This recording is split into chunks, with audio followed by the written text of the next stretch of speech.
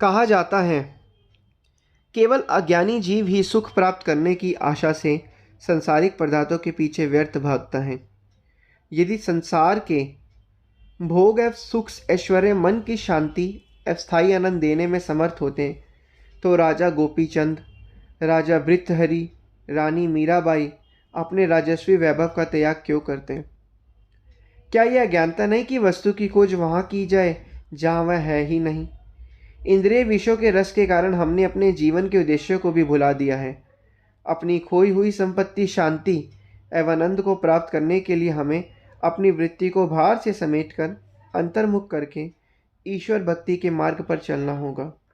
पहले भी कहा जा चुका है कि संसारिक भोग हमें क्षणिक मोहक सुख भले ही दे दें, किंतु मानसिक शांति और आनंद नहीं दे सकते। इसलिए हमें अपने मन को शांति अगर प्राप्त करवानी है और आनंद प्राप्त करवाना है तो क्या कहा जाता है कि जितना जितना हो सके हमें अपना ध्यान वो संसारिक बाहर की चीज़ों से हटाना होगा और आनंद एवं शांति के स्रोत श्री सद्गुरुदेव जी की आज्ञा के अधीन रखना चाहिए। हमें अपने मन को, मन की शांति एवं आनंद गुप्त खजाने की तरह हमारे हृदय की गहराई में विद्यमान है और इस गहराई तक केवल नाम द्वारा ही पहुंचा जा सकता है।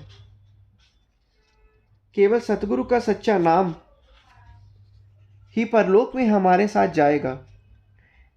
इसके अतिरिक्त संसार की अन्य सभी वस्तुएं, यहाँ तक कि हमारा यह पार्थिव शरीर भी मृत्युपुरांत यहीं रह जाएगा।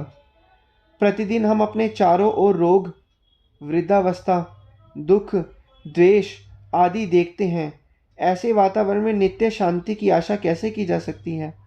ऐसा कोई हृदय नहीं जिसने कभी दुखों की पीड़ा का अनुभव ना किया हो। कोई ऐसा मन नहीं जो विपत्तियों की दलदल में ना फंसा हो। कोई भी ऐसी आंख नहीं जिसने असहनीय दुख में विवेक शून्य होकर आंसू ना बहाए हो। कोई भी ऐसा घर नहीं जब महान घातक बीमारी और मृत्यु ने एक हृदय को दूसरे हृदय से पृथक कर चारों दुखों के कफन ओढ़कर प्रवेश न किया हो। सभी जीव बुराइयों के जाल में अधिक या कम किंतु मजबूती से फंसे हुए हैं। इस संसार में सुख और शांति है ही नहीं, अपितु यह दुख और कलेशों से भरपूर है। पापों और दुखों से युक्त इस संसार में ऐसा है यह जीवन। धन, वैभव, पद और प्रतिष्ठा पर आशा रखना रेत के टीले पर अनेक मंजिलों का ऊंचा भवन बनाने के समान है, जो वायु के प्रथम प्रचंड झोंके से ही पृथ्वी पर टुकड़े टुकड़े होकर गिर पड़ेगा। जब हम पर विपत्ति आती है तो हमारे संबंधी, मित्र और शुभ चिंतक सब मुंह फेर लेते हैं। यह कोई ऐसी दृढ़ नींव नहीं जिस पर हम स्थायी एवं नित्य शांति रूपी जीव भवन का निर्माण कर सकें। एक उक्ति भी है, जो धन संपत्ति पर भरोसा करता है उसका पतन ही होता है। हमें आनंदमय जीवन जिसमें दुख का नामो निशान न हो जीने का दृढ़ निश्चय करना चाहिए। और यदि हम आनंदमय जीवन जीना चाहते हैं तो हमें दृढ़ निश्चय से अपने इष्ट मालिक सतगुरु के उपदेशों का पालन करना चाहिए। हमें ऐसा ज्ञान प्राप्त करना चाहिए जिसके जान लेने से अन्य कुछ भी जानना शेष नहीं रह जाता। ऐसा ज्ञान कहीं बाहर से प्राप्त नहीं किया जा सकता, अपितु वह तो पहले से ही हमारे भीतर विद्यमान है। हमें केवल मात्र उसका पुनः अन्वेषण करना है और यह सतगुरु की सहायता और कृपा से ही हो सकता है। सतगुरु नित्य मुक्त आत्मा है और मानव शरीर धारण करके अधम से अधम जीवों पर भी कृपा करते हैं तथा उनके कल्याण में सदा संलग्न रहते हैं। यदि ईश्वरत्व का लक्षण है जो कि संसार का उद्धार करने वाले समय के संत महापुरुष में ही प्रकट होता है, केवल महापुरुष ही अपने अस्तित्व को परमार्थ में लीन कर देने में समर्थ होते हैं। ऐसे महापुरुष ही दूसरों को आध्यात्मिकता की उच्च स्थिति पर ले जाने में समर्थ होते हैं और हमारे हृदय में अध्यात्म के गुप्त ज्ञान को प्रकट करते हैं। महापुरुषों का कथन है, भीखा भूखा कोई नहीं, सबकी गठरी लाल, गांठ खोली जानत नहीं, या विधि भय कंगाल। संत भीखा साहिब जी फरमाते हैं, भीखा साहिब जी स्वयं को संबोधित करते हुए कहते हैं कि ओ भीखा, इस संसार में कोई भी निर्धन नहीं है, प्रत्येक की गठरी में लाल है, परंतु उस गठरी की गांठ कैसे खोलनी है यह नहीं जानते और इसलिए वे निर्धन ही रह जाते हैं। यह अनंत ज्ञान ही सुख का स्रोत है। मन की शांति है जो हमारे अंदर ही विद्यमान है, परंतु अपनी अज्ञानता के कारण मनुष्य वहां तक पहुंच नहीं पाता और इसलिए वह दुखी जो जीवन जो है वह व्यतीत कर रहा है। इस आनंद की प्राप्ति का रहस्य केवल महापुरुष ही जानते हैं।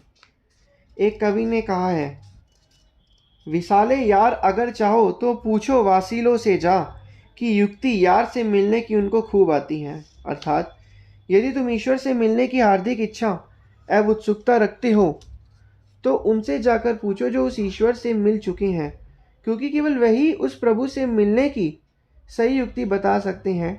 इसलिए आवश्यक है कि प्रत्येक जीव को समय के पूर्ण संतों महापुरुषों की शरण संगति ग्रहण करनी चाहिए। उनके उपदेश अनुसार नाम सुनने, सत्संग आदि नियमों का पालन करना चाहिए।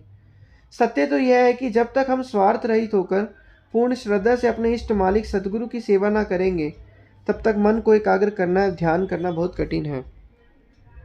गीता में इस प्रकार कहा गया है, त्वद्दि प्रणिपातेन परिप्रश्नेन सेवया उपेक्षयन्ति ते ज्ञानम ज्ञानिन सत्तर्दिशनः।